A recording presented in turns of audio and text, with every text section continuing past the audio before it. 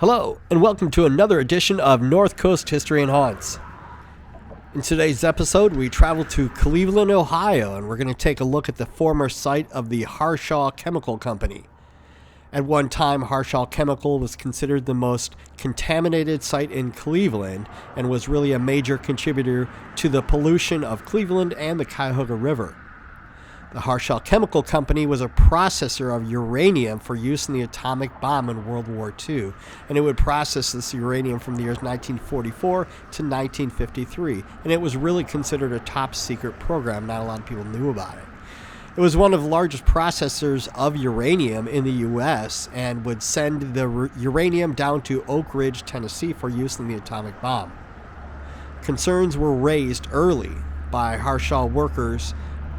Thousands of workers may have been exposed to these highly toxic chemicals. The surrounding communities were left unaware of the toxic legacy of the contaminated facilities and the dangers that it would pose. In 1948, U.S.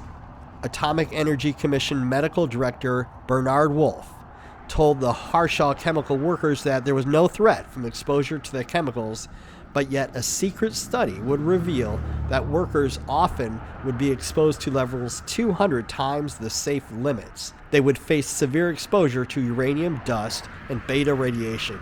Workers regularly showed signs of uranium poisoning in their kidneys. Records would show that Harshaw Chemical pumped 350 to 500 pounds of uranium dust into the smokestacks every month, contaminating the river and the nearby communities. Harshaw Chemical alleged to have paid out over $5.5 million to former workers who were exposed to this highly toxic uranium material.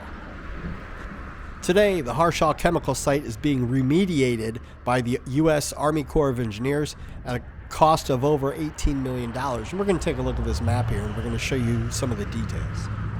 And I'm going to show you that OU1, this is the land they're going to designate for residential, and that OU2 at the bottom, that's going to be designated for commercial. So there are plans to turn this around. You can see they're in the final stages. Those tarps are covering everything. The facility is considered to be an EPA Superfund site, and for a long time, people had no clue that this was going on. There's a multi-purpose path. It's called the towpath, and it runs from Cleveland all the way down to New Philadelphia, Ohio, and it had to be stopped here simply because they couldn't cross this land. It was simply too contaminated. But yet they are working on it, and it is going to be remediated very soon. But at one time, this was considered the most contaminated site of all of Cleveland. I hope you enjoyed it. Stay tuned for more.